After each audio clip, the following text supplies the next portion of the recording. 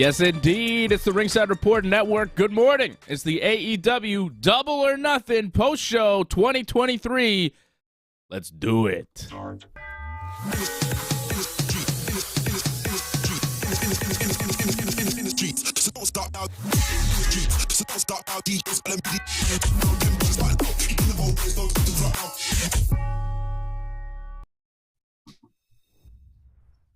Yeah, let's do it. We're here.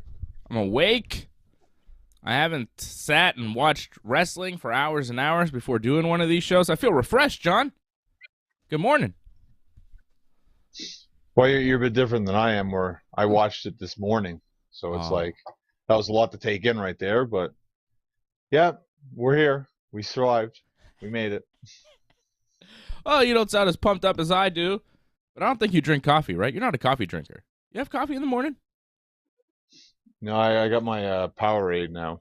That's pretty much all I got. There's no caffeine in that, John. Well, but it's a nice energy drink in a sense. I don't know what sense it is. Nevertheless, we're not here to talk about beverages. We're here to talk about AEW's Double or Nothing. I watched it last night. Johnny watched some of it last night, I think, and then the rest this morning. Yeah, I watched a match, and then I'm like, this is long. I'm going to wait and sleep and then watch the rest. That's what happened. Well, you had to wake up early to watch this show. It was a long one. I got up at 7. Not as long as we expected it to be, though. Yeah, it was under 4 hours, which was pleasant. It was nice. I was like, ended whoa. Before midnight. Yeah, I was pretty happy about that. I almost thought maybe we should have done the post show last night, but probably not. It's better by yourself. Right. Yeah. That's it. Shout out to everybody tuning in live. I appreciate you guys jumping in on a Monday morning. CSL Lorne, Angelo Contagones, my man out in Laval. Shout out to Angelo, member of the team. Be like Angelo. Go to join.ringsidereport.net, join.ringsidereport.net. And, of course, it's a holiday for our American friends as well, so shout out to everybody in the States. Happy Memorial Day. Haseen, I see you. Happy Memorial Day to you, my friend, and all our American friends. And thank you for the troops and all that they've done and continue to do, I suppose, although they're not my troops. I'm Canadian, but, basically the same. We're all buddies. Well, the U.S. protects us. I mean, if you think about it. Yeah. So thanks for that. Appreciate it. I don't want to have to protect myself, I'm feeling great. I'm feeling good. We saw this pay-per-view last night that I thoroughly enjoyed. I mean, we talked about it a little bit before the show, John, and you said it had its hits and misses, and I agree with that. I think that a lot of things missed, but the hits were massive hits. The hits were like some of the biggest hits ever. I'm trying to come up with a big musical hit, and all I got is Hard Knock Life. The hits were Hard Knock Life, John. The hits were Bombs Over Baghdad. I got only hip-hop in my head right now. 90s hip-hop. But those were big hits. It's a Hard Knock Life. That was a big song, bro. Okay? And that's how big these hits were. Massive hits. Great matches, and I'm talking specifically about the Fatal 4-Way for the world title and then the Anarchy in the Arena, which was probably my favorite Anarchy in the Arena ever. And the Fatal 4-Way, if I can be so bold, John, and I'm going to go right off the top with a bold statement, I think that Fatal 4-Way for the AEW world title was the best Fatal 4-Way match in AEW history and perhaps the greatest Fatal 4-Way I've ever seen in pro wrestling. What's a better four-way than that? Has the WWE done something that was a better four-way back in the late 90s, early 2000s? I feel like there was something. Jericho and somebody, Angle. I feel like there was. But I can't come up with it. Like a Cena, Edge, Michaels, Orton. I think that was a pretty good four-way. Better than this, though. Was it better than this? Because this was pretty damn good. Yeah. This was good, but this was different too. I mean, that's more like a WWE style match. This was definitely more of like an indie style match. Yeah. So there's goods and bads to both those kind of styles. Indie style match, but they had some moments. They had a lot of storytelling in it. The headlock takeover, Darby with the headlock takeover, Max winning with the headlock takeover. all the guys going for the moves of their respective elders or, whatever you want to say it again, mentors, yeah. Darby going for the Scorpion Death Drop, Jungle Boy going for Christian's Unprettier, Sammy going for the Code Breaker from Jericho, and of course MJF, which I thought was cool. MJF's mentor, Cody Rhodes. So MJF hit a crossroads in the match, which I thought was, interesting considering the other three guys, they have their mentors, their elders, still in AEW, where MJF is guys somewhere else. But that match was just perfect. It was perfect. It was an incredible match. Right off the bat, I want to give it match of the night for me. It was my favorite match that I saw all pay-per-view. If you want to say Anarchy in the Arena was your favorite match, that was match of the night. I couldn't really argue with you. Even Wardlow and Christian in the ladder match I thought was incredible. But for me, it was the four-way. I thought the four-way stole the show. They didn't close the show, which surprised me a little bit, but I thought they stole it. MJF, once again, match of the night. Second pay-per-view in a row, and this is the world champion. This is what he's supposed to do.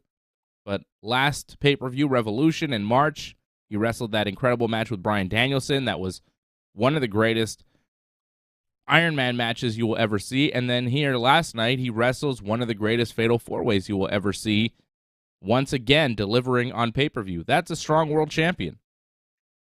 When your world champion is delivering that caliber match, that caliber promo, I mean, how can you argue with this guy? He's firing on all cylinders. He's perfect.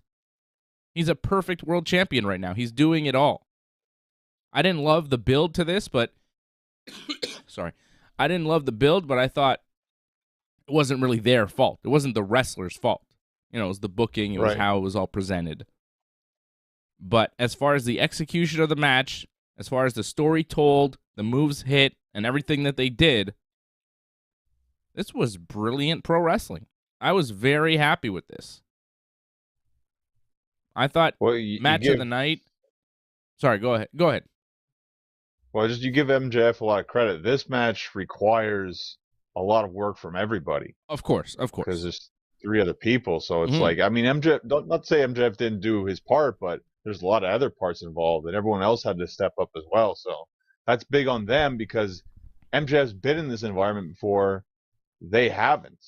So that was huge on them to have to step up their game. And they did. I thought Sammy Guevara had an unbelievable performance. I thought Darby Allin had another great performance, but to me, Darby has always been there. I didn't see Darby as wow, Darby's really good. He should be world champion. I thought that going in.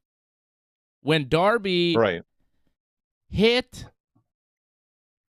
So MJF goes for the diamond ring at one point, right?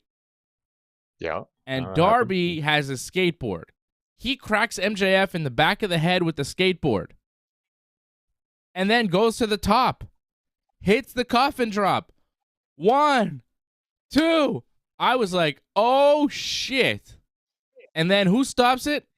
Jungle Boy. That no good bastard Jungle Boy. I was upset with Jungle Boy in that moment.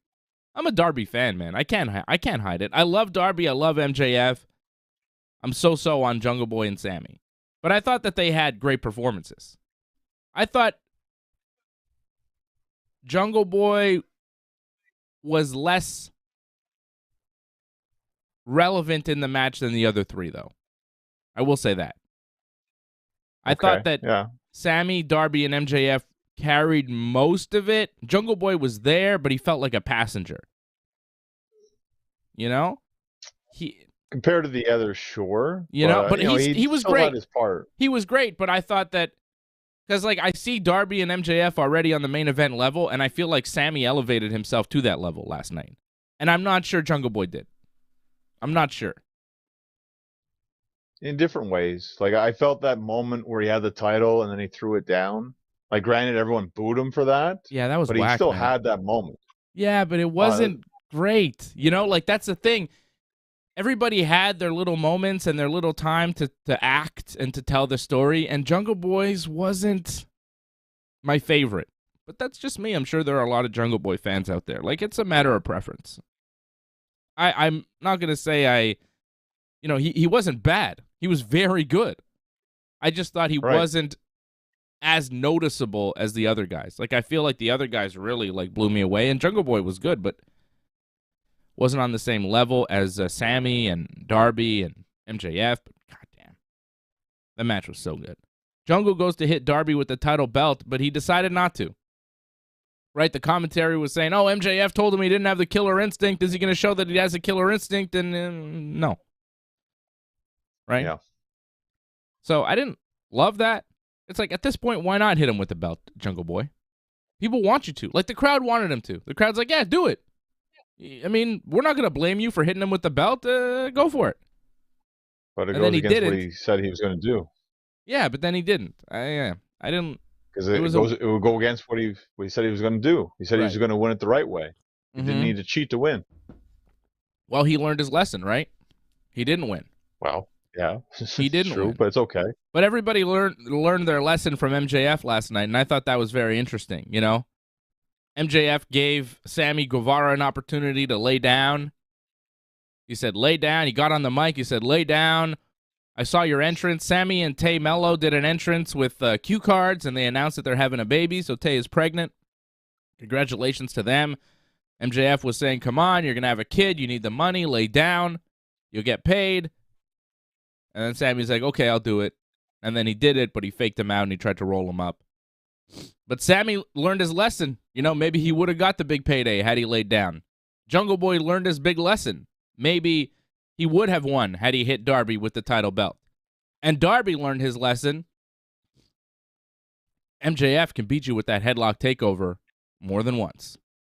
And that was real devastating for Darby. I mean, that's, salt in the wound for Darby Allin and the character there. So I thought the finish was brilliant in the way that it all played out. Sammy hits the go to hell, the GTH on Jungle Boy, goes to the top rope to do some sort of flippy thing. Darby pushes him off the top rope. Sammy falls to the outside. Darby goes for the coffin drop on Jungle Boy to finish him off. MJF sees this, puts the title belt on Jungle Boy's chest. Darby doesn't see the belt, hits the coffin drop, whacks himself in the back of the head with the belt on the move. MJF grabs Darby, hits a headlock takeover, and pins him for the 1-2-3 to retain the title. Incredible finish. I mean, the finish was a thing of beauty. The execution, the sequence was perfect. Except for Darby having to readjust Jungle Boy there to kind of move him, but whatever. These things happen. It wasn't a big deal. It would have been perfect had he not had to move him, but come on. It was really good, though. I thought the finish was a great sequence. Whoever came up with it, really, really smart. I thought the finishing sequence was very well laid out. It involved everybody in the match. It gave everybody kind of a shot to win. Well, except Jungle Boy, because I guess he was beat up, right? But Sammy Guevara was like, oh, is he going to win? And then it's like, oh, is Darby going to win? And it's like, no. MJF wins. Which we all kind of expected going into it. I thought maybe they might give it to Darby. When it was the co-main event, though, I figured, okay, they're not going to do a title change in the co-main. So MJF winning was, what I expected throughout the match. But I will say, there was that moment where I thought Darby maybe had it. And maybe I'm a big mark and I just love Darby Allin too much, but I was hoping he could get it there. I was like, oh, maybe they'll give it to Darby. It would be cool if they gave it to Darby. I love Darby, but, they didn't. But they had me kind of believing there for a second. So that's really what you're looking for. This match was beautiful. I loved it. And you know what I really liked about it? It reminded me of what professional wrestling is supposed to be. 4 young guys competing. Not just competing with each other in the match, competing with themselves, competing with the rest of the company, and competing with the rest of the wrestling business. This is who we are. This is the World Championship match. This is AEW, and this is what we can do. They're telling Roman Reigns, Cody Rhodes, Kenny Omega, Jon Moxley, Bryan Danielson, Tony Khan, Triple H, Nick Khan, everybody that matters in professional wrestling, those 4 guys made a statement last night. We're here. We kick ass. We're main eventers. Take us seriously. Don't sleep on these guys. And that's what professional wrestling is all about. That's what it used to be. Guys competing because they knew that if their promos were good enough, if their matches were good enough, they'd move up the card.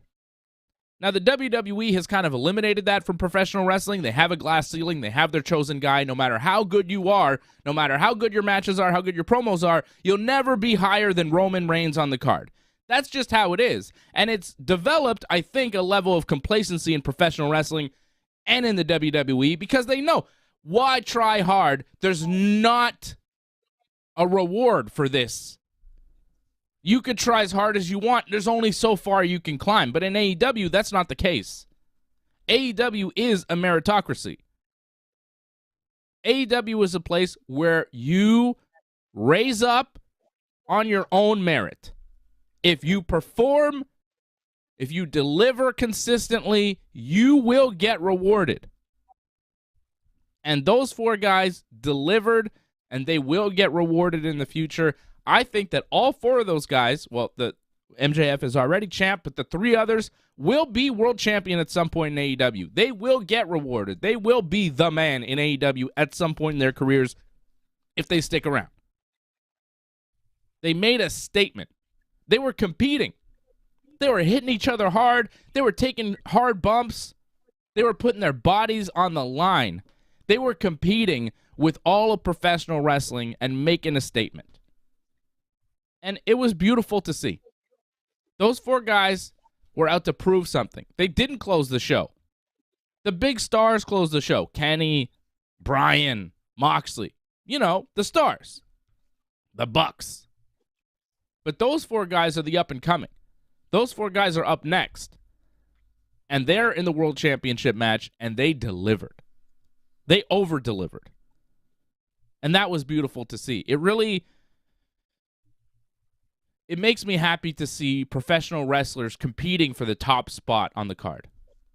Because it feels like it's been so long since I've seen that. Because we've had these bookers who just have their chosen guy, and it's like, well, there's no real reason to compete because, you know. So we're all friends here. It's all nice. It's all friendly, you know? But when there's a chance to compete, when there's a chance to raise up and be higher on the card, like if Darby could take MJF's spot, he would take it. And he could take it. And that's the great thing about AEW. Tony Khan seems willing to let talent rise to the top,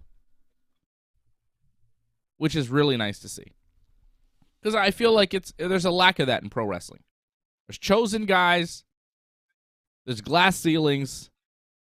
And last night, I feel like those 4 guys were saying, hey, forget all of that. We're next.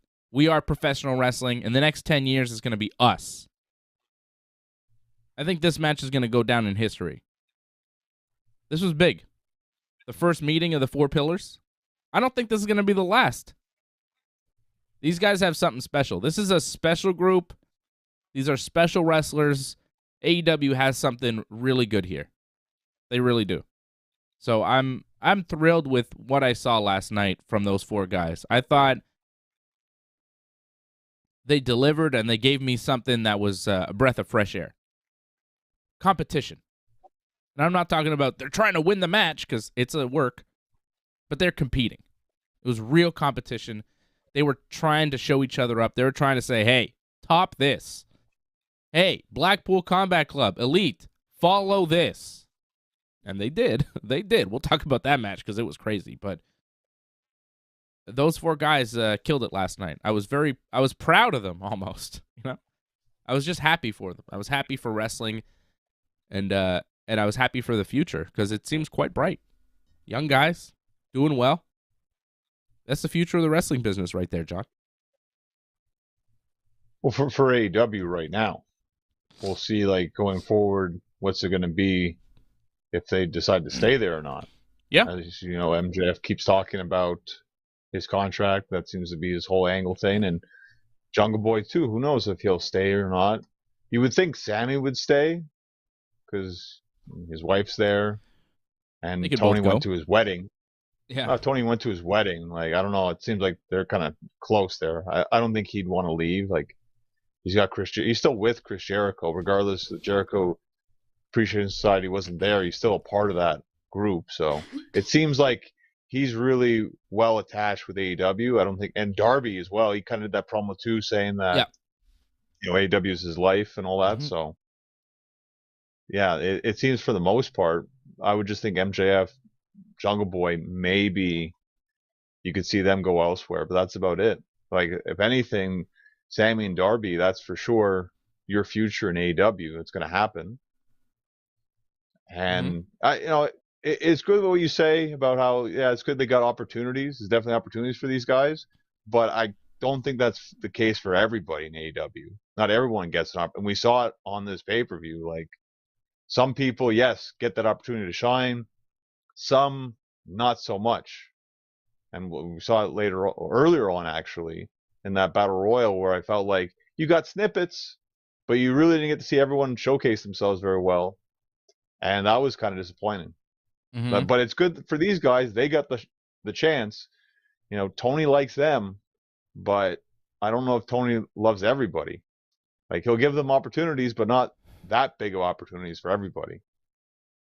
But these 4 guys, they're the day one AEW guys. They're the AEW originals, Right. These are the original guys. And you talk about guys not getting opportunities in the Battle Royal. Who should be getting opportunities over Sammy Guevara or Darby Allin or MJF or Jungle Boy? You know what I mean? Like, those are the guys, they've paid their dues in AEW. They've been there the longest. Well, over, like, the originals, sure. But I think we've made mention of this before in the past. Jay White being used the way he's used is absolutely ridiculous. Mm-hmm. Like, you can't tell me that the way he was used in the Battle Royal was up to par the way he should be used. Like, that was disgraceful. Yep. They didn't give him a belt. Didn't do anything with Jay White. Well, he's still feuding with Ricky Starks. Wasn't in Final Four. Wasn't like just eliminated like nothing. Like, that was wow. I was very disappointed, and that's the opening match too. So didn't start me off on the right foot, but it is nice to see that guys that started from day one, like you said, and now made it to the main event. It was good for them, and great match. Again, kind of an indie kind of style match. Had some good storytelling, like you said. Match of the night. Up to that point, for me, it was FTR. I thought the FTR match was my favorite match, but then that 4-way, that 4-way was the best. My favorite match until the 4-way was the Christian Wardlow match. It was fun. Yeah, that was all right. Like, I don't understand with Arn Anderson being a cannibal. Like, that was like that went a different direction there, but yeah, it was still a good match. There were some bad moments though. We'll get to it in a second. I've given you my match of the night. It was the Fatal 4-way. I've gone on and on about how great I thought it was. What was your match of the night? Was it that? Same? Yeah, it was that. Until FTR was my favorite, but then that happened, and unlike the other matches where some matches were they kind of dragged, I thought Jericho's match kind of dragged a lot. Mm-hmm. The main event, it was good. It didn't need to be that long. Where the 4-way was like, I think it was long, but it didn't feel long. Like, it just like you wanted to see more. 4-way was. I'm glad it went. Yeah. Go on. The 4-way was 27 minutes, 50 seconds. And the other match, the main event, was 27 minutes. So they were roughly the same amount of time. And like 27, it didn't feel like it. It just felt like just keep going. Like, I just wanted to keep going as long as it possibly could. Yeah. And how long was the Jericho match? Because that felt like 45 minutes, and it probably wasn't that long, but it felt that long. Yeah. This one didn't. The 4-way was great. 17 minutes. It felt quite long. Oh, it felt very long. Mm-hmm. How about on 10? What are we giving this thing? there's a lot of ups and downs. I mean, we started on a down, it went up a little bit, it went down a little bit, and then went up a little bit. Yeah. So for me, that's like a 6. Really? Yeah. God. What did you give Night of Champions? 6.5, I think. What? Well, at 0.5 difference. I mean, it's not that big. You thought Night of Champions was better than this? Honestly, AJ versus Seth was the best wrestling match I saw this weekend. Ooh, I thought the 4-way was better. It's a different kind of wrestling style. I thought the 4-way was better. I thought Anarchy in the Arena was better. I thought this pay-per-view was quite a bit better. Yeah, it was more fun to watch. I'm not judging on what the match is. I'm judging on what's entertaining. I know what you mean, like a one-on-one, old-school style wrestling match, Seth and AJ Styles for a belt. Like, I get it, and the purist in you, that's what you like, and you want a pure wrestling match one-on-one, and that's what you're going to mark out for, and that's fine, but I just want to be entertained, and MJF, Sammy, Darby, and Jungle Boy were the most entertaining guys I saw all weekend. Oh, including Cody, by the way, including Cody. I wasn't a fan of Cody's match. I made mention of that. I wasn't big onto that. But again, I definitely prefer that kind of style of match over the 4-way. Still, both good in different ways. Just, I prefer that kind of wrestling instead. I don't mind a good car crash. I thought the 4-way was the best match of the weekend.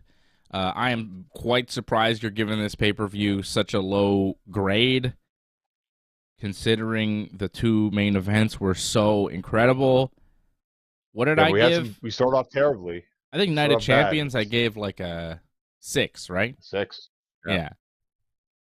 This I thought was a solid 7, 7.5. I'd go 7.5 because I was just so impressed with the two main event matches. They were so good. I love them so much. Very few matches make me go, oh my God. And both of them did. You know? Those guys did some stuff where I was like, dear God. And, it takes a lot for me to get there. So, 7.5. The pay-per-view loses points because in the middle it was kind of flat, but it ended really strong. But it started kind of weak. And even in the middle was kind of weak. But at the end, they got me. So 7.5 based on the strength of those two matches. I thought it was much more fun to watch than Night of Champions. I did not love Night of Champions. Well, I'm not saying Night of Champions was a great pay-per-view. It was probably the weakest pay-per-view WWE did this year. But still, I didn't think it was all bad.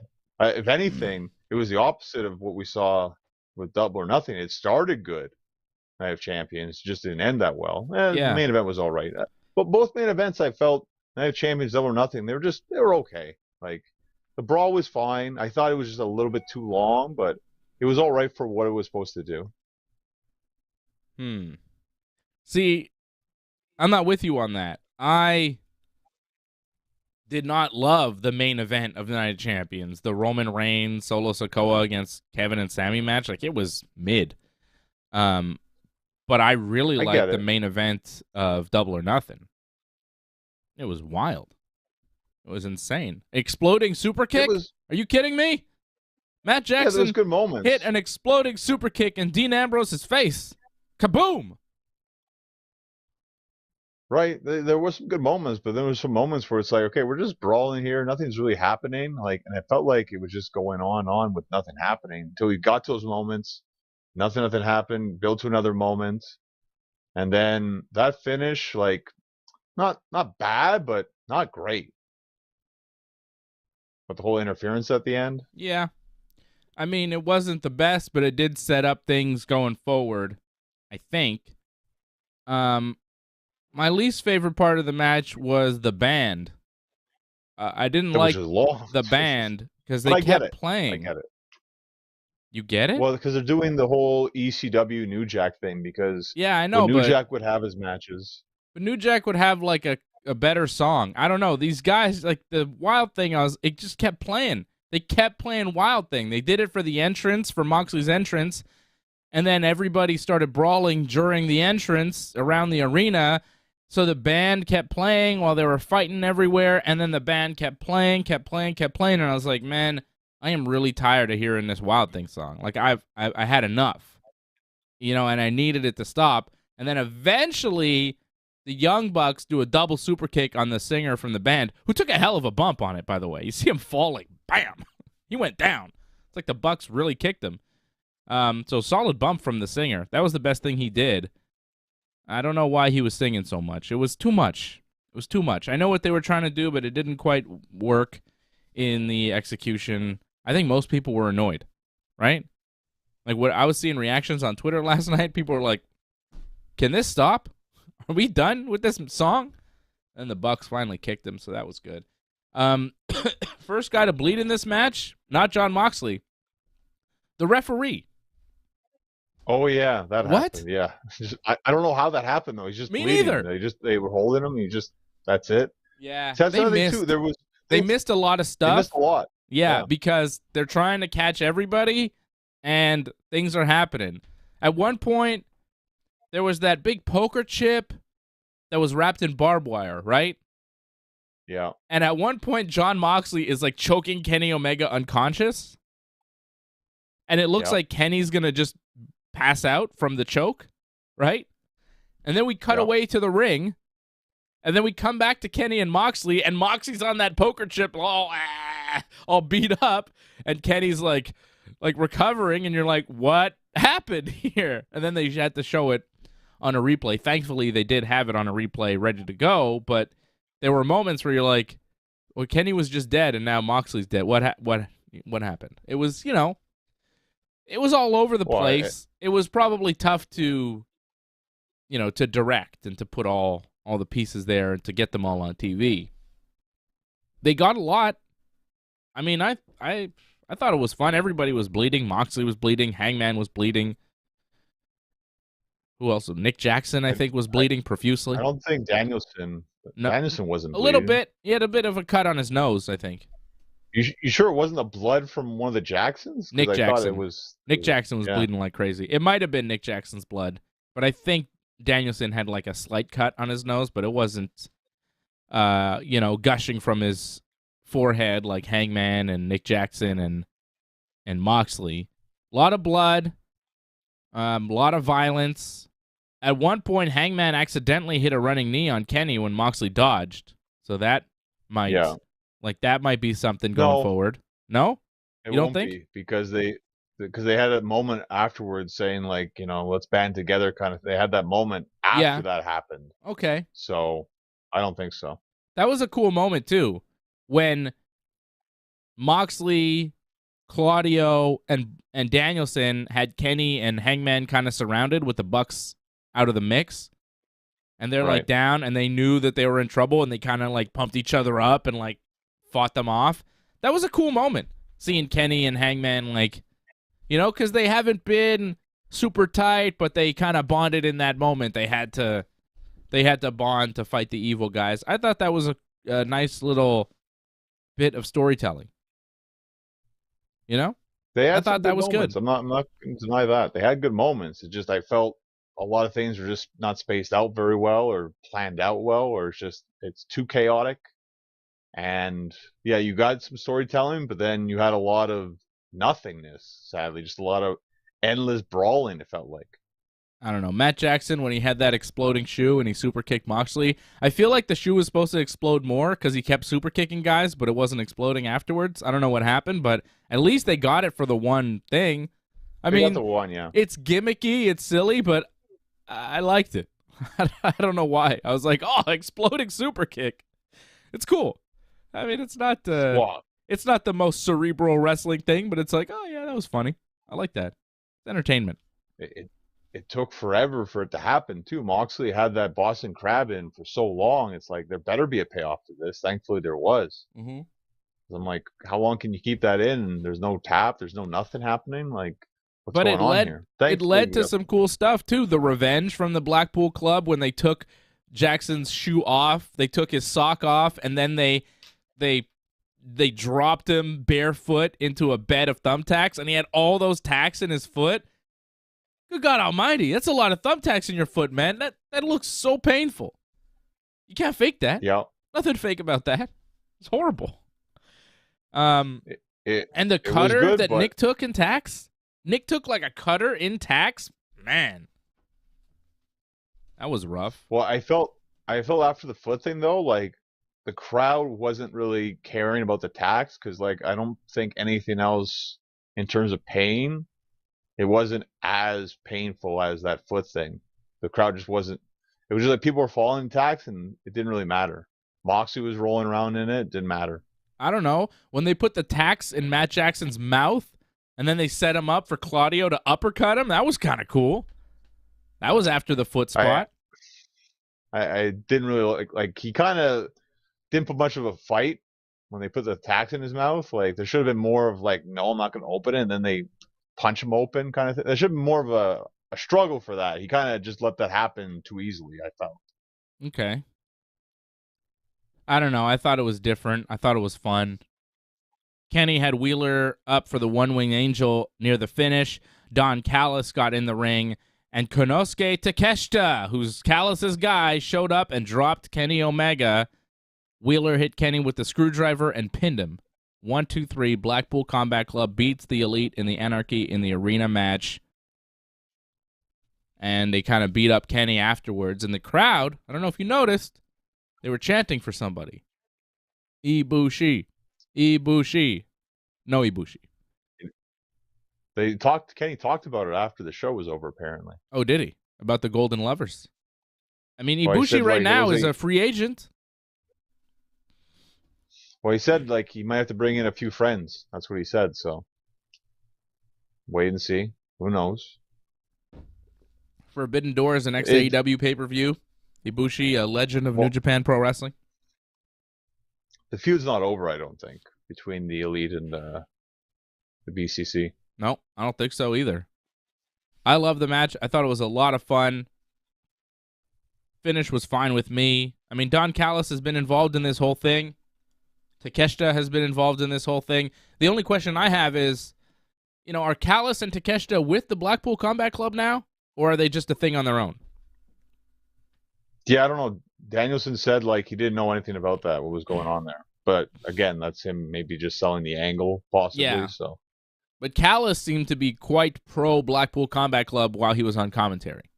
Even though they had attacked him in the past, he seemed to blame Kenny for that attack and be really in favor of those guys. Which is kind of the MO with the Blackpool Combat Club, because they kind of do like beat you up and they beat each other up before you join the group, right? Moxley and Bryan had their match. Wheeler gets beat up all the time. Like that's kind of part of the group. You get beat up as part of your entry, right?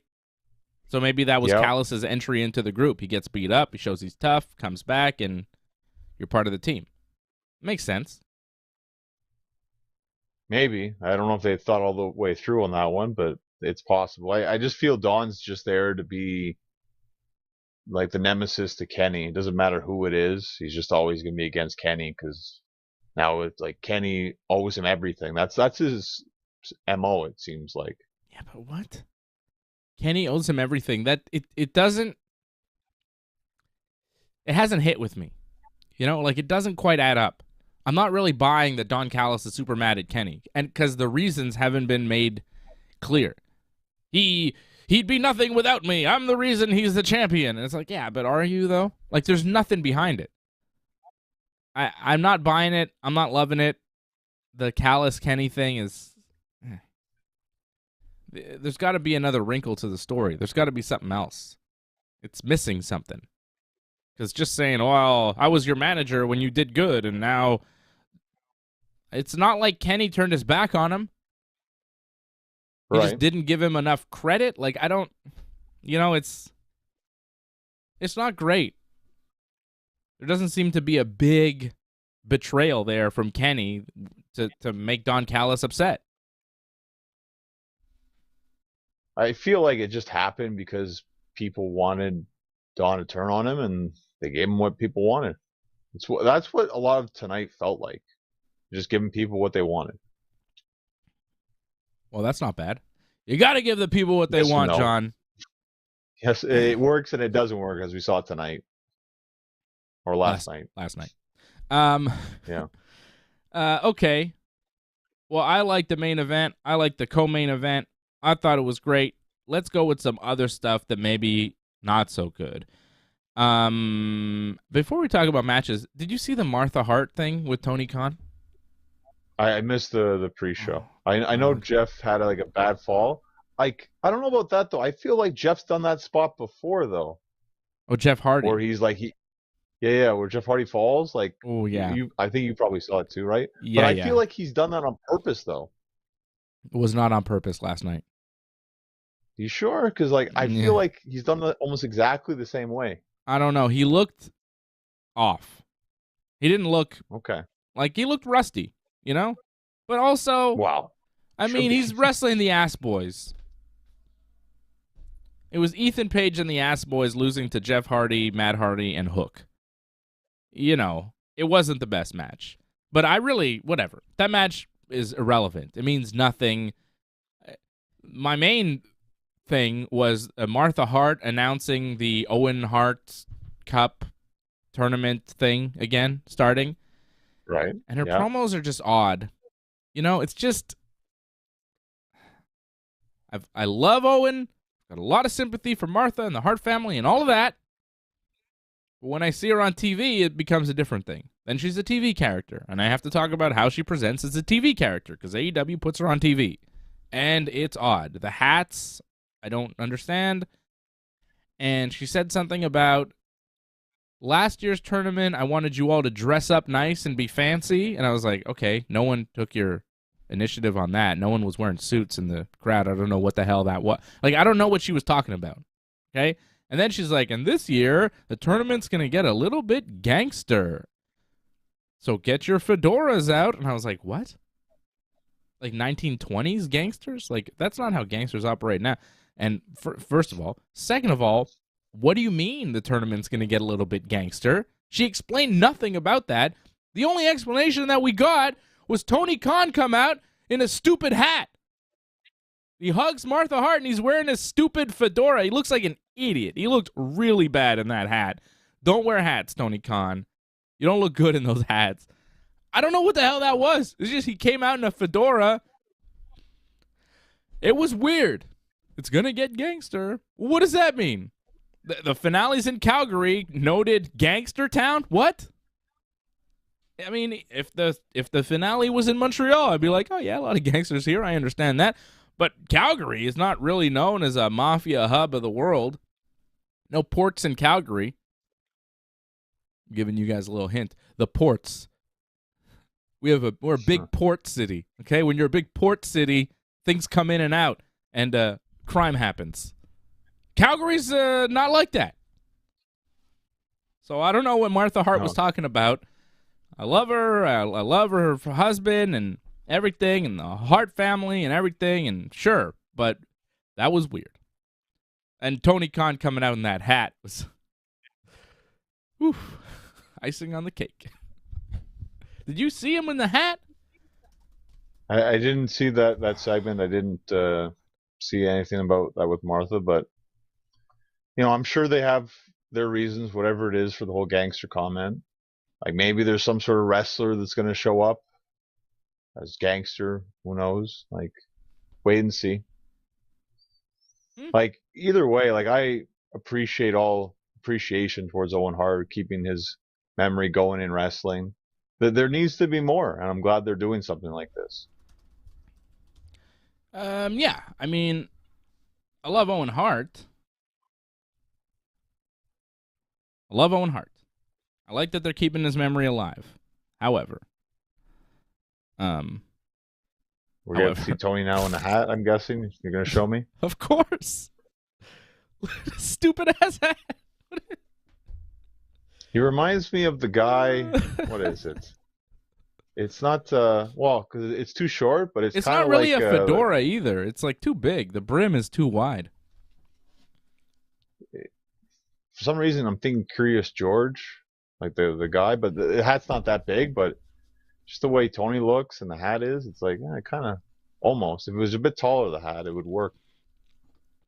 He does look like the Curious George guy. The guy in the yellow hat. It's a yellow hat.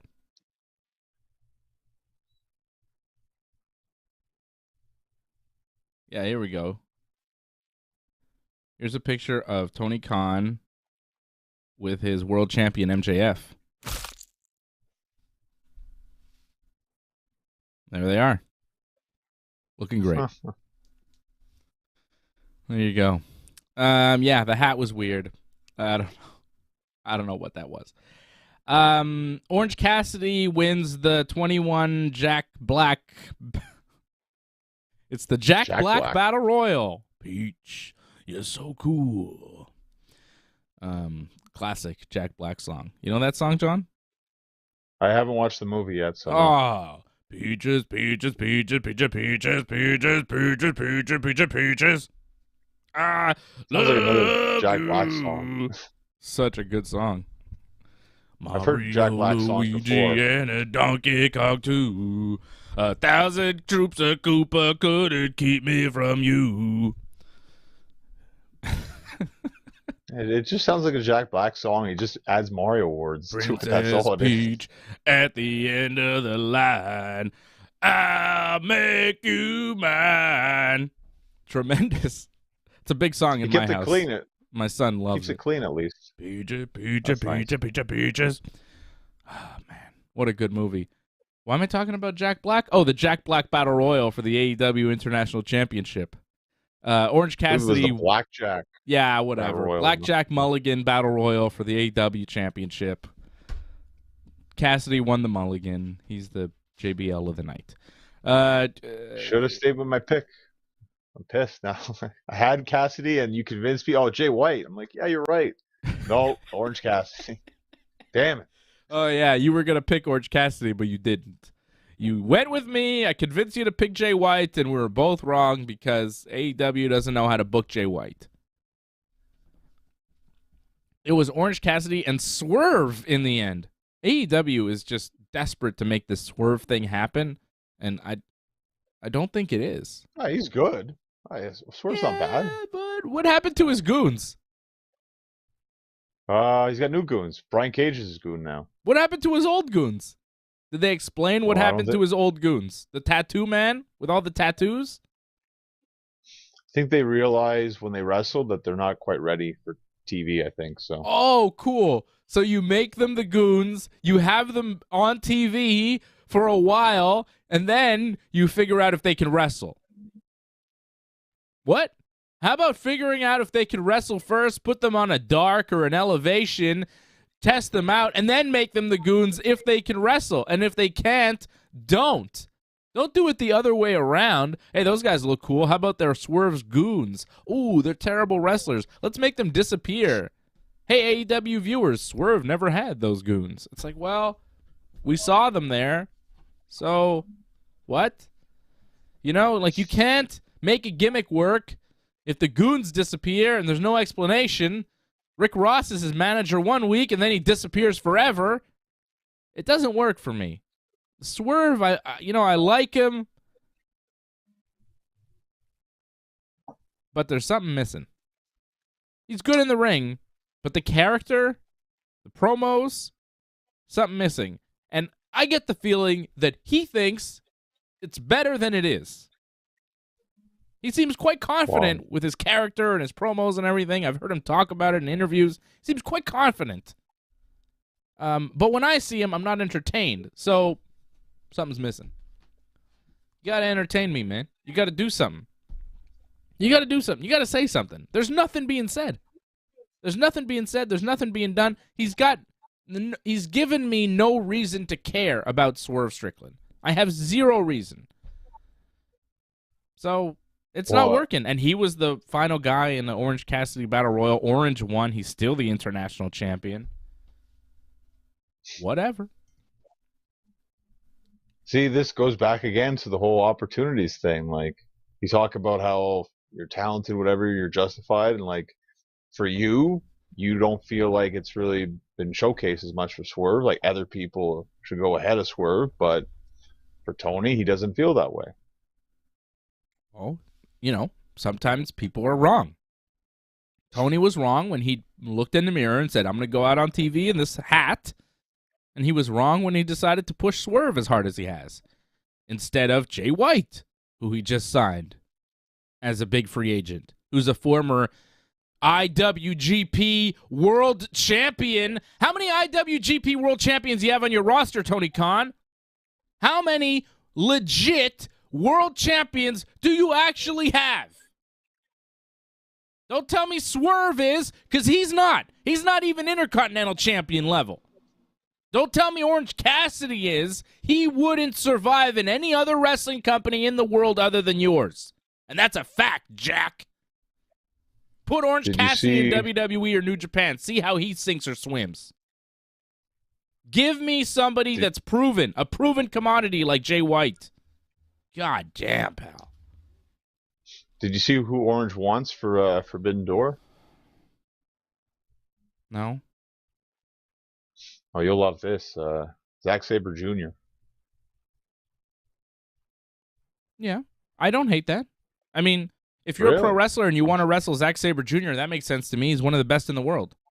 I wish he was in AEW so we could see him all the time. He's the best. Sure. I think that match would be good because Orange is like not a bad technical wrestler. He's not bad. Right. Like, yeah, he's got technical ability. Zack Sabre Jr. is probably the best technical wrestler in the world today. So, yeah, I'd like to see that match. I'm actually down with that. I'd rather that than the stupid battle royal we had. Like, that was a waste of time. It opened the show, and I really didn't care about anything going on. We had order of elimination here. I'll give you the order. Tony Nese eliminated first, then Arya Davari, then Commander, Kip Sabian, Chuck Taylor, The Blade, The Butcher, Bandito, Lee Moriarty, Trent Beretta. I mean, it's just the bottom of the barrel here. Keith Lee, Ray Phoenix, Juice Robinson, Jay White, Ricky Starks, Brian Cage, Dustin Rhodes, Penta, and Big Bill. And then final elimination, of course, was Swerve. Yeah. Not great. Up next, we had Adam Cole over Chris Jericho. One more thing, though, just in the Battle Royal. How does a Battle Royal start, and yet not everyone's in it, so they aren't in the match yet? Uh-huh. What? Yep. The Battle Royal started with, like, 4 guys in the ring, and then everybody's like, oh, we trust you to... You're fighting outside the ring, but we trust you to get in the ring eventually for this match. We'll just start it now, and eventually you'll make your way in, because it's all fake. Yeah. Like, I get it, because they want to do the commander spot with him doing the tightrope thing, and then jump to the outside, so he's not actually in the match yet to do that. Yeah. But Battle Royals, when a match starts, it's because everyone's in the match, for the most part. Maybe someone's sneaking somewhere or whatever, but pretty much everyone's in there. Not this one. Yep. So that kind of threw it off a little bit. Just to start the show, too. They go for spots over logic. You know? There was a lot of spots. I'll give them that. But that's what AEW is. Somebody tweeted to me last night, and I said... You complained it. What? Because you complained about it, being like, what's this? Did I complain? I don't remember complaining. I don't know. Do you know what I'm talking about? You don't know what I'm talking about. I'm not. I didn't see your tweet or not. I just imagine you probably had the same thought I did, where it's like, this doesn't make any sense. No, I actually complained like, no, it does. About the next match, which didn't make sense, because Sabu showed up, right? Sabu was there, and he's supposed to be the referee or special enforcer for this match. He's wearing a suit. Yeah, okay. Well, the Jericho Appreciation... the Jericho Goons come out. The Jericho Goons, yeah. The Jericho Appreciation Society comes out. There you go. And to start fighting with them, Sabu, Roderick Strong, and Adam Cole come out. And Sabu has a chair, and he's hitting Jericho with it. He's diving off the top rope through a table. Like, Sabu is not the enforcer. Sabu's just on Team Adam Cole, which is what Adam Cole said would happen on Dynamite, but then AEW in the graphics said, no, he's a special enforcer. And even Jim Ross on commentary was like, isn't he the enforcer? What is he doing? And I tweeted, isn't Sabu the special enforcer? He's in a suit and just smacked Jericho with a chair. And then somebody responded to me, says, well, JR keeps saying he's the referee. and doesn't understand why he's getting involved. And then I responded to the guy. I said, man, we don't watch AEW for the logical wrestling. We watch for the blood and the stupid bumps. And that's really what we're there for. Blood and stupid bumps. You know, car crash TV. You know, if you're trying to stick AEW to these logical wrestling rules that fit in a narrow wrestling context, you're going to be pretty mad. Just ask Jim Cornette. You're going to be mad. If you know what you're in for with AEW, you can learn to appreciate it for what it is. But, you know, the logic is rarely there in this company. Once in a while, they'll be like, oh, yeah, this is a cohesive story. This makes sense. But most of the time, it's just, you know, car crashes, exploding super kicks, and a lot of blood, which is fine. I think JR got mad because I'm not sure who from the Jericho squad, like, interfered or hit the table or something. Yeah, they got bumped. And I think may have hit. Yeah, and I think JR got hit in some fashion, and you could tell he's like stupid. Like, he got mad at them, yelling at them, and we heard him yelling at them. So yeah, I think some people thought, you know, he's getting mad at Sabu doing what he was doing, but no, he was actually mad that I'm not sure if it was Parker or Menard, but one of those guys I think may have hit him. Oh, God. Don't hit JR. How about that? Yeah, don't hit JR, yeah. But the commentating table is like right at ringside, which it never is, so. I liked it way better there, though. It's so much better when commentary is at ringside. You know, I feel like commentary, that's the soundtrack of the wrestling show. And if you're in a match, you should be able to interact with that soundtrack. And the fact that they're out on an island there on the stage, it feels very far removed, and it doesn't feel as live as when they're right there in the action ringside. I think they should keep their commentary team ringside. There's a reason why pretty much every wrestling show ever has their commentary team ringside. Don't be WCW Nitro. Don't give them their own stage. That's not what this is. Put them ringside. It's where they're supposed to be. And I thought it added a great element to the show last night where you heard, you know, the wrestlers yelling at commentary, and you could hear them on the mics, and they're part of that soundtrack, which they should be. Right. I agree with you, but when you put the announcer's health at risk, then I think that's an issue. Maybe give them more space. More space. Maybe. Mm-hmm. Or just, be aware of, like, hey, like, these guys are there. Maybe don't hit them, because everyone loves to crash into tables and, like, oh, they have a table, so we got to crash into that. Yeah. Everyone has that philosophy, but maybe take care.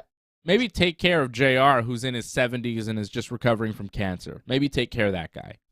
Perhaps, he's a legend in the wrestling business. You're lucky to have him. Maybe take care of him a little bit. But like, I get it. When you're in that brawling kind of situation, you're not always thinking like that. But because JR is there, you really need to be thinking about that. Even Shivani, too. Like, he's not a guy who should be taking bumps or anything like that. So. Yeah. A little respect for the elders, a little respect for Shivani and JR, but especially JR. This match, so when Sabu went through the table, Adam Cole and Jericho wound up in. What? We're the first minute of the match. Yeah. Pretty much when this happened. Immediately. But that was it for him. Then they all disappeared. Everybody just magically disappeared after that. Jericho and Cole are in the ring, and then all the goons that were all over the ring, they all disappeared together because they agreed, well, let's go. Let's go now, guys. That was weird. This match was not what I wanted it to be. I thought Jericho broke his neck when he went for that lion salt, and Cole gave him the super kick into it. Jeez. It looked good. He landed on his head. Yeah. But it was like, wow. That popped me. Like, I thought it looked dangerous. Yeah, it did. You know what didn't look dangerous? When Adam Cole hit Jericho with the fire extinguisher. Like, that was the weakest, softest fire extinguisher shot I ever saw. I was like, why even do it? Like, I know you're not going to crack him with the fire extinguisher, but make it look better than that. It looked horrible. And there was a few moments in this match where they had weapons, they had a thing, and it just didn't connect. Yeah. The flow of the match wasn't great. I don't think the crowd was really into it. Like, they got into moments, but they quickly, like, fell apart or just didn't care. I felt this happened throughout the night too with the referees, where they do the whole 1-2, and like I don't know if people are kicking out or not, but it feels like they aren't. And they're doing this whole like, oh, they do the kick out or they wait for the kick out kind of thing. And it happened not just in this match, but I mean, it happened in this match and other matches as well. And to me, that kind of takes it out as well. When you do that whole 1-2, oh, just kick out, but not really a kick out, and just like, oh, he kicked out, but no, not really. Mm-hmm. That took away a lot from this match too. Jericho had Cole down on his knees and was threatening him with a kendo stick. Britt Baker came out and started hitting Jericho with a kendo stick a bunch, and then Saraya came out and she took some kendo stick shots as well from Britt as they also decided to just leave and brawl to the back, which I don't made no love. sense why Saraya would come out with no weapon, charge somebody with a weapon. Yeah, it made no sense. No, but that's what happened. And they set up a tag team match. It'll be Jericho and Saraya versus Britt Baker and Adam Cole on Dynamite this Wednesday. The finish of this match, though, was awful. It was awful. Adam Cole throwing the worst punches ever. Like, just like no momentum, no strength, no pop behind anything. He's got Jericho in a full mount, and he's like punching him with hammer fists that look like pillows. I mean, it was terrible. He wasn't hitting him, and I know they were trying to get a little blood, and Jericho was maybe cut a little bit, but I feel like they were trying to do the Randy Orton, Brock Lesnar SummerSlam finish, except it was the B version of it, and it was really awful. Adam Cole is not Brock Lesnar.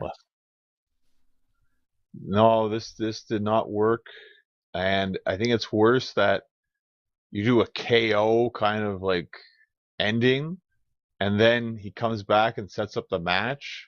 Like, if you're KO'd, like, probably shouldn't be wrestling again a couple of days later. Yeah. Probably shouldn't do a promo right afterwards. Mm-hmm. If you're going to sell that you've been KO'd. Although, to be fair, John, I have seen many guys knocked out in the UFC's octagon, legitimately knocked unconscious, sent to the other world, come back, and there's Joe Rogan in their face with a microphone. So it does happen. It does, but not always. You've seen it, though. Sometimes they're like, some guys just... They're like, go to the doctor. Get out of here. Yeah. Yeah. Yeah, you've seen that as well. Yeah, fair enough. But maybe not wrestle on Wednesday night, possibly. That'd be all right. Good point. Yep. Good point. But the ground and pound was so awful. Like, the finish was so Jericho bad. Jericho wasn't even knocked out. Jericho was still kind of moving-ish. Yeah, and the referee's like, it's over, TKO. Ugh. Yeah. Yeah, this was disappointing. Yeah, and they're very good wrestlers. It's too bad. I thought this was going to be way better than it was, so I was disappointed. The finish was really bad too. I know what they were trying to do, but the execution of it, like, in theory, a TKO finish in a match like this, sure, but the way they did it was so bad. Like, Adam Cole, those strikes look terrible, man. I don't think hardcore wrestling is his thing, though. Hardcore wrestling is not his thing, I think. Well, you can't throw a punch? Not a punch where it's like, oh, I'm going to make you bleed, because I think that's what he was trying to do, but he was also trying not to hurt him. So, yeah, that's going to look bad when you're kind of stuck in between, where it's like, oh, I got to make him bleed, but I also want to hurt him too much. Clearly not watching his Terry Funk Cactus Jack properly. Because if you watch Terry Funk and Cactus Jack, you see Terry Funk. I mean, this guy knows how to throw a punch to bust a hole open above your eyebrow. You know, there's a way to do it. That's not throwing a punch. That's just punching someone as hard as you can. Terry Funk. So? No, but but if you hit the same spot, it's not just throwing a punch, John. It's not throwing a punch as hard as you can. One shot will cut you open. That's not what Terry Funk did. Terry Funk threw a number of shots at the same spot and eventually will crack you open. If you hit that same spot, you soften it up, and then kaboom! Then the blood starts and it gets gushing, and that's how you're supposed to do it.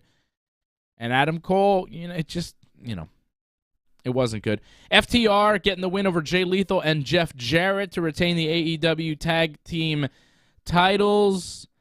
FTR hit a Doomsday Powerbomb. Dax went for the pin, but got pulled out of the ring by Sanjay Dutt, which led to Mark Briscoe, who was the referee, ejecting Sanjay. Jeff Jarrett then crept in from behind Dax with a guitar and accidentally hit Mark Briscoe.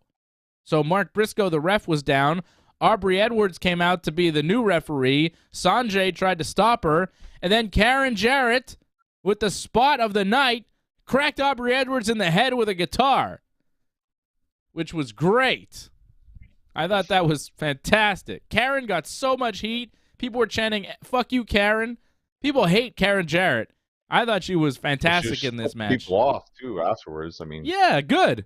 She's the MVP here. She was brilliant. She's such a good heel manager, and I love how she gets such real heat. It's fantastic. Jeff pinned one of the FTR guys, but they kicked out, and he got mad at Mark Briscoe, slapped Mark Briscoe around, and then Briscoe slapped Double J, which backed him into FTR. They hit the Shatter Machine. Briscoe counted 1, 2, 3. FTR wins the match with a little bit of help from the referee, but Jeff Jarrett shouldn't have been slapping him. Match was good. Fun little story told.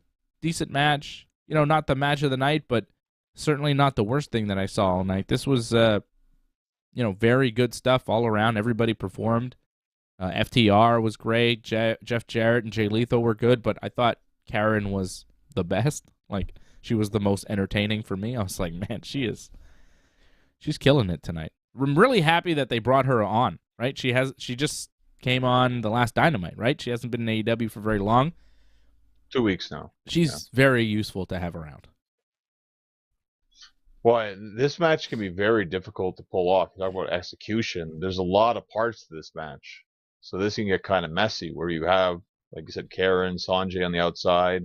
Then you also have a special referee, which you also have to give him his spots, and then have the match as well. So this can be kind of complicated, but 4 great wrestlers in the ring, and everyone else did their part well. Like, to me, it's tough to tell this kind of story, but it got across well, and everything move-wise is pretty good. The only thing, like, never a fan of the whole superplex roll through into something, but, not the end of the world. Like, I did like the fact after, I think, the clothesline Doomsday Powerbomb, like, at least there was some time to sell that. It wasn't just pin right away, like Seth Rollins does all the time. Mm-hmm. Yeah. I don't love that. Seth, he did the reverse superplex to AJ Styles there. And then he tried to do the Falcon Arrow, and it was not good, eh? Yeah, didn't work. FTR and Jay Lethal and Jeff Jarrett did work, and then we had the Wardlow-Christian ladder match. Wardlow beating Christian to retain the TNT title. A crazy spot at one point where Christian was on the ladder climbing up, and then Wardlow jumped off the top rope onto the ladder, and the ladder buckled. Oh, yeah.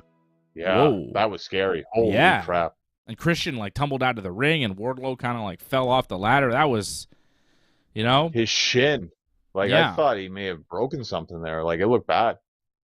It was something. That was a hell of a spot. This match was pretty crazy. Luchasaurus got involved, and Arn Anderson bit his thumb, and there seemed to be a lot of blood. But I think it was a blood capsule, because then you saw Arn Anderson's mouth was full of blood at one point. I guess they were supposed to. Yeah. I guess we were supposed to think that was all blood from Luchasaurus' thumb that Arn Anderson bit, but I'm pretty sure it was just a blood capsule, because there wasn't that much blood. It's not like he bit the thumb off, If he bit the thumb off, I could see that much blood, but his thumb was still there. It was just red. Well, the story that they were trying to portray was the fact that he may have bit a chunk off or something, is what they were kind of saying on commentary, which is obviously ridiculous. But I'm like, okay, now we're getting to the territory of we're getting away from a ladder match, and now we're doing this kind of spot. Yeah, it's kind of weird. And I'm not a big fan of Luchasaurus being down for so long, because he had to be on the table. But at least they gave him a couple of chair shots. But still, he hadn't taken much, and it was kind of awkward way how he had to get into that position. But maybe Wardlow, I think he was hurt from that shot before with the ladder falling down, that maybe their timing was kind of off in some places. So yeah, but Luchasaurus had to walk around with Arn. That whole spot was some stupid. Awkwardness there. That whole spot was a car crash for car crash sake, and it had no place in the match and was completely illogical. When Wardlow goes to the top of a ladder outside the ring, okay, he's got Luchasaurus, not Christian. Luchasaurus set up on 2 tables and outside the ring. Wardlow goes to the top of the ladder, does a swanton. There's 2 tables next to each other. Luchasaurus is on the close one. Wardlow barely touched him and crashed through the table that was without Luchasaurus, right? So he missed. And it's really stupid because you're outside the ring doing a gigantic move that could put you out for a bit while your opponent is nowhere to be found, and he could easily climb the ladder in the ring and win the match. When it's a ladder match, maybe focus on your opponent and not doing crazy spots to another guy that could leave you incapacitated so you lose the match. Like, it didn't make sense. If I'm in a ladder match, I would never attack another guy. I would be like, I got to focus on my opponent because if I don't, he might climb the ladder and win. But that's not how it worked. And I thought the match was good. It worked for the most part. But that particular spot, when he's doing a swanton on Luchasaurus, it's like, well, why, man? Your opponent is over there. What if he wins? What if you miss? Well, and then it's over. It did work out in the sense that Christian was going to win, but Arn had to stop Christian. Yeah. Until he eventually got power. So it kind of worked out, but I agree. Like, in the logic of, like, why would you do this? Like, it doesn't make a lot of sense, but that was mainly done because, it's a cool spot. So when that goes into play over logic, the cool spot will usually win over logic. So that's I know, what but I don't like that. I'd like logic I don't to like it prevail. either, but I still thought the ladder match was pretty good. It really goes to show you how good Christian is in this kind of match. Like, you could tell he kind of guided Wardlow through, like, a good chunk of this. Of course. Such good, like, psychology in terms of the ladder match. He's so much better than everybody else, Christian. He's just incredible, you know? What a great wrestler. Okay, next up we had Toni Storm beating Jamie Hayter in about 3 minutes to become the new AEW Women's Champion. Toni came to the ring for the match and waited for Hayter. Ruby Soho and Saraya came out with Hayter, and they're beating her up. And then Britt Baker came out to fight off Saraya, and the referee got distracted by Storm. Soho sprayed paint in Hayter's eyes. Hayter had an injured arm during the match, and eventually Toni Storm hit the Storm Zero to win. Short match. Clearly, Jamie Hayter came into this one with an injury. Hayter was a huge favorite going into this match, John, and you picked her to win, but I expected something going on because I was hearing stuff about Jamie Hayter being legit hurt, and if she's legit hurt, you got to take the belt off of her, and Toni Storm is not a bad person to have as your AEW Women's Champion. She is fantastic. The match wasn't what it should have been. Hopefully we get it at the All-In pay-per-view. I think we'll do Toni Storm, Jamie Hayter, the rematch there when they go to England, and Hayter can get her nice revenge and take the belt back, and it'll be a nice moment for her. But yeah, this was kind of what I thought it would be. This, as soon as I saw Toni in the ring and Hayter not coming out, I was like, okay, they're gonna do a little finish here, and they're gonna get a new champion, and that's what they did. It was what it was. Nothing to review, really. Not much of a match. Yeah, I mean, this wasn't anything besides the fact there was a title change, not much of note, really, in a sense. Mm-hmm. Like, the way I had it going into this was like, Saraya's going to need a big match for All In because she's going to be like a big hometown hero for that one. So they need to give her something. And Toni Storm against her doesn't really work. However, later on, it kind of all makes sense now because this was one of 2 title changes on the night. Okay. What do you mean? I definitely think Saraya's going to wrestle for the TBS title now instead. At All In. I think that would make a lot of sense. And I think maybe that's why that felt so rushed, because they have to go in that direction now. They have to change things around. Let's talk about Jade Cargill. Jade Cargill with a cool-ass entrance. Wearing my Jade shirt. I'm representing for Jade because I'm mad. Jade got screwed last night. It was a Las Vegas screw job. Unbelievable. Unbelievable. I don't like this. I didn't like the booking of this. I was very disappointed. Jade Cargill with an amazing entrance with a rapper and dancers, and there was a choreographed dance going on, and Jade was part of it, dancing. It was cool. Best entrance of the night, I think. Better than Sammy's. Darby had a weird little thought entrance MJF. video. I thought that was cool. MJF had a cool entrance too, but I thought Jade's was the best. Okay. Come on. I like the whole idea of like, the throne and then like coming out and people are like worshiping kind of thing, it was a good look, I thought.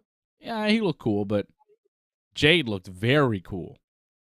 She was dancing. She looked okay. Choreographed dancing. I feel like she's had good entrances in the past, so this is just what you expect almost. I liked at one point they showed her husband and daughter in the crowd, and then Tony Schiavone goes. Tony Schiavone's like, "Is that former Major League Baseball player Brandon Phillips?" And he was almost like, "What's he doing here?" Like he recognized Brandon Phillips, the baseball player, and he's like, "Why is he here?" It's like, do you not know that's Jade Cargill's husband? Are you not aware of this, Tony Schiavone? I didn't. It seemed like he didn't know. Comment. He was like, Wow. Brandon Phillips is here. And I was like, yeah. He's always here. He's Jade's husband. What do you mean? He's retired and that's his wife, obviously. Well, they don't always show him, though. That's another thing. Like they usually do with the daughter. They show the daughter, but they usually don't show him much in the screen. Like, he's there, but they don't really show him that much. This time, like, he got a great shot. Oh.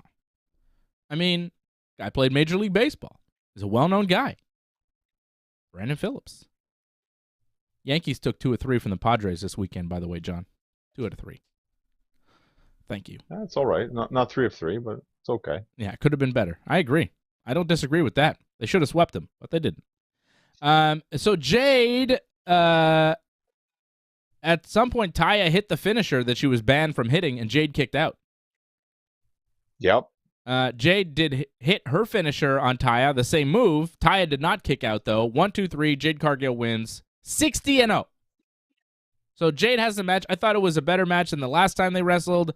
It wasn't my favorite match on the card, but it was what it was. It was fine. Jade wins, right? And then smart Mark Sterling, who's her manager of sorts, cuts a promo about how she's 60-0 and dominated everybody, and she's prepared to wrestle for the TNT title anytime, anywhere, any place, but there's nobody left. And then Chris Statlander shows up, and they have a match for some reason. And they kind of go back and forth a bit, but then Statlander hits her finisher, pins Jade. 1, 2, 3. Jade Cargill suffers her first loss, and Statlander's a new TBS champion. I don't like this because Jade's win streak has been going on for so long that to end it like this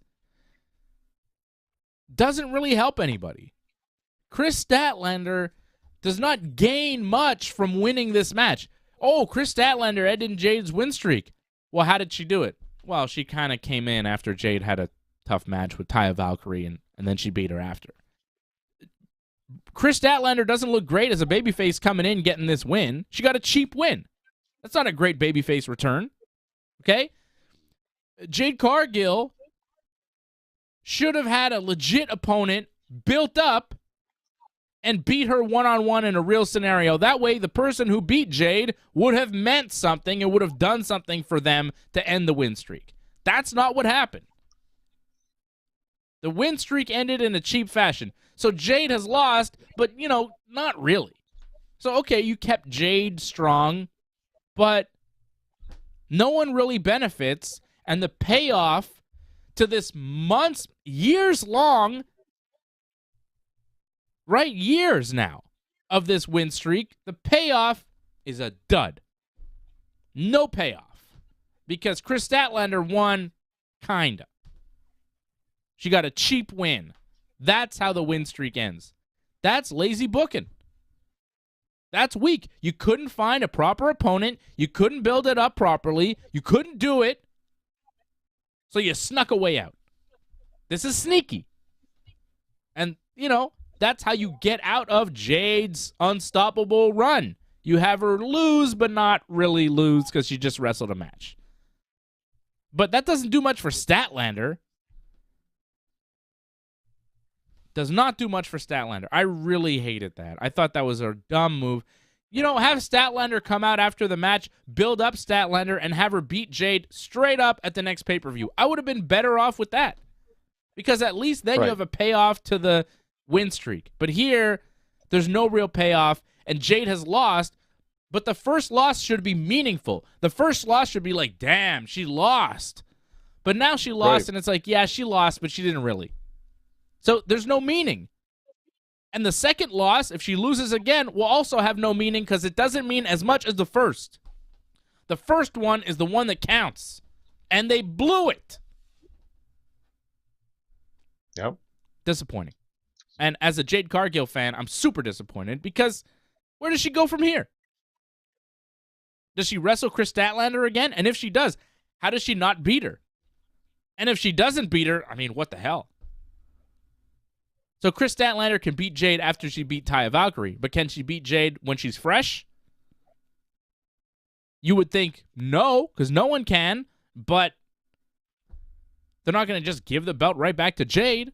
So if they do a rematch, Statlander probably wins. It doesn't make a lot of sense. They've not built this correctly. No, I think that they rushed this. I feel that because of the injury to Jamie Hayter, that they had to change their plans. What should have happened, it should have been Jade against Statlander at All In and have her lose finally at your biggest show you ever have. That was the moment to do this, and probably was what they were going to do, but I think they rushed everything because of the Jamie Hayter injury. So they've changed how they want to have things. They're going to have a heel champion as the women's champion, and the TBS champion will be a face. So they wanted it like that. They want to have a heel and a face champion. So unfortunately, Jay got sacrificed. The streak got sacrificed. They tried to save it, being like, well, you know, she already wrestled before, so wasn't that big of a loss, but it still is a loss, like you said. And it takes away everything that they've been building for so long. And that took away that match. I think that's a bigger match to have Statlander win at your biggest show ever. It's a better moment too, as well. But people just want to see Statlander win, so a lot of people have just wanted her to win. They're appeased, so a lot of people will look past the lazy booking, as you say. When somebody was coming out there at the when Statlander came out, they played like an entrance video. Did you know that was Statlander? Yeah. I had no idea. Me neither. I was expecting it to be Sasha Banks. Well, if she didn't break her foot, like, yeah, sure. Yeah. But well, I mean, maybe she could come back for Forbidden Door on June 25th. They talked about that with Toni Storm, but it's like, because of the injury, like, it sounds like it was what was supposed to happen, but because she's hurt now, it probably won't. And, Sucks. You know, Willow Nightingale won the title, right? Yeah. So it kind of makes sense. She's already in AEW, and she's the champion.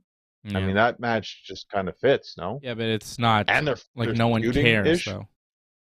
I know, but, like, I mean, you know, the AEW Women's Champion, the New Japan Women's Champion, it just makes sense. Yeah, but Sasha Banks is a star, and Willow Nightingale is nobody. I don't disagree, but, like, you know, she can't walk right, apparently, right now, so, and who knows how long that's going to take, so. Yeah. Maybe All In if you're lucky. Yeah. Well, I'd love to see her in AEW. She's such a talent. That women's division needs somebody like Mercedes Moné or Sasha Banks. I'm honestly surprised Naomi went to Impact. What happened? Well, they're the ones that offered her a job. I guess AEW didn't do it, so. I don't know why. I would have brought her in. See? She's really good. Talk about people get opportunities, not everyone gets them. Yeah, she's a talent. I don't know. Okay, and finally, what do we have here? House of Black beat the match. Yeah, House of Black beat the Acclaimed and Daddy Ass.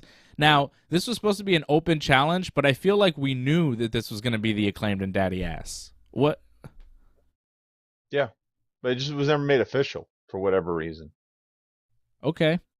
Best part of this match was the Max Caster rap beforehand. Yes. Buddy Murphy, Buddy Matthews acting all ominous when you're getting cucked by a boy named Dominic. Whew. Tremendous line. Tremendous line. People chanting, "Who's your mommy?" at Buddy Matthews. If you don't know, Buddy Matthews is the real-life boyfriend of Rhea Ripley. And, you know, Max Caster saying he's getting cucked by Dominic. Dominic is with your lady. He's with mommy. And you're out here in AEW with the House of Black. So I thought that was a fun line. Because people are kind of like, hey, Dominic and Rhea seem pretty tight over on Raw. How does Buddy Matthews feel about all this? But I think he's all right with it. It's all wrestling. But people are chanting, "Who's your mommy?" at Buddy during the match, and the Max Caster rap. That was fun. The match itself was, you know, whatever. I don't like these House of Black rules matches, so not for me. I felt Max Caster didn't do much of anything in this match.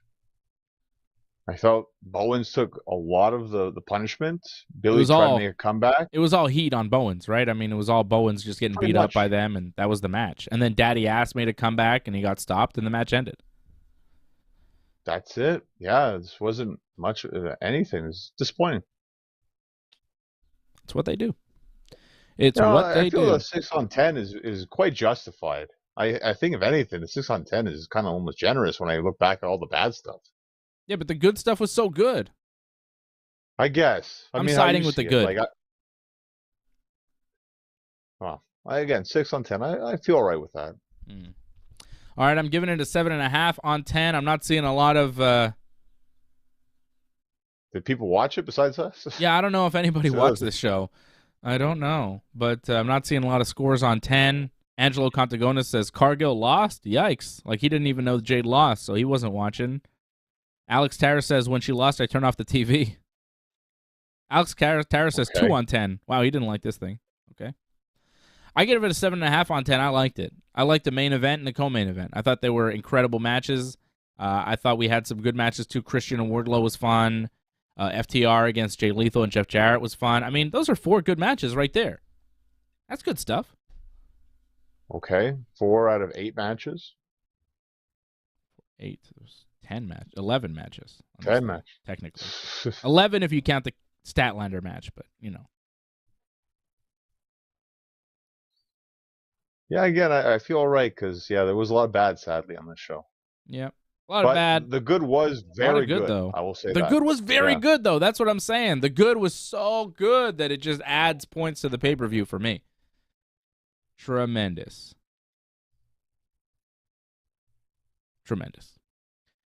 John, we'll be back Friday night, 10 p.m. Eastern time, right after SmackDown to talk more wrestling. We'll watch Dynamite. We'll watch Raw tonight. The press conference? Did you see the media scrum? Post-media scrum, no? I have not seen it. I don't know. Is there any news coming out of it? Just the MJF stuff. That's always great to watch. Him insulting people and pretty much saying that he's not going to wrestle at the Forbidden Door, or he doesn't want to. He doesn't give a crap he about said like New Japan Pro Wrestling. It's like they're a bunch of jobbers that couldn't lace my boots or something. What do you say? Any of their legends couldn't lace his boots. Yeah. Right. Yeah. But come on. And it's the drizzling. It's just an indie fed. Yeah. Just stuff like that. I mean, whatever. So is AEW. Wow.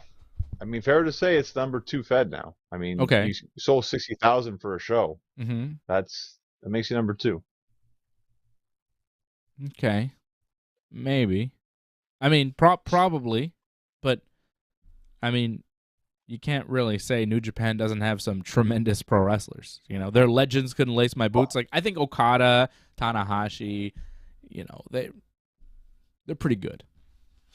Right. It's what he prefers. He just doesn't like their kind of style, and I get that. Like, that's a style that you're going to get hurt quite a bit with. He doesn't like, and he made mention about that kind of thing. Like, not saying the Bucks, but kind of saying that you shouldn't do moves that just pop the crowd kind of thing, where you should worry more about your health instead. And, like, that's really what gets you over as a wrestler.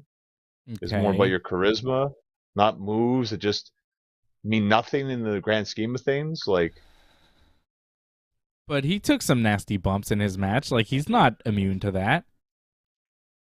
No, he can take stuff like that, but it's not like, oh, that's his bread and butter. Sure. Well, I guess it's worth checking out MJF's scrum, but it's nothing like, you know, a CM Punk scrum where he's just shitting on the whole company and getting into fights. So nothing that crazy happened. I didn't mind listening to Danielson. Like that was good. I mean, it wasn't anything like shocking, but it's always interesting to hear what he has to say. Yeah. Well, he's a brilliant mind in pro wrestling. He's the greatest wrestler of all time, so for sure. It feels like him and Nigel are going to wrestle it all in, because he kind of said like the way things are now, like he'd break his neck. He's 185 pounds, but he could still break Nigel's neck because Nigel isn't the wrestler that he once was. Is Nigel wrestling again? There's talk of maybe he'll come back for All In. Wow, that'd be cool. That feels like it's a challenge almost. What Danielson did. Nice. I'd like that. I'd like to see that. Danielson is the best, man. You know, Danielson had not wrestled a match since March 5th at Revolution. Not surprised. Yeah, I can't remember him. Like he showed up. That's about it. He never wrestled. Yeah, that's right. He's not wrestled. Last night was his return match, and once again, for the second pay-per-view in a row, he's closing the show. He's in the main event, as he should be. Wheeler got the pin though. Wheeler got the pinfall win. Wheeler needs to win something once in a while for those guys, but you know what I'm saying? Brian, main event, 2 pay-per-views in a row. Yeah, he did. That's true. He's the man. Nobody better in the world today than Bryan Danielson. One of the greatest of all time, maybe the best ever. All right, guys. I'll be back Thursday night, 8 p.m. Eastern Time, right here on the Ringside Report Network to talk some MMA. We're going to preview the Kai Kara France Junior Albasi fight coming up, UFC Vegas on Saturday. We've also got Wrestling Uncensored, of course, coming up on Friday night, 10 p.m. Eastern Time, right here. We've got Raw in Albany, New York tonight, and then AEW Dynamite in San Diego coming up on Wednesday. And SmackDown will be in Wilkes-Barre, Pennsylvania. WWE back in the Northeast, AEW out West. And we are here on the Ringside Report Network. Thank you to everybody tuning in live this morning. Alex Tarras, Angelo Contagonis, CSL Lorne, Hassan Terrell, Web of Patrick. Patrick gave it a 7 out of 10. I'm giving it a 7.5. Johnny giving it a 6.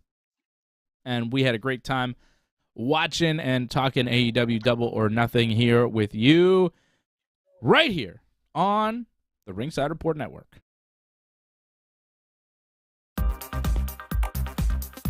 Please join in and give your support to Ringside Report Network. We've been providing expert coverage and commentary on both pro wrestling and MMA for over 15 years. Go to ringsidereport.net/support to find out more ways to support the channel.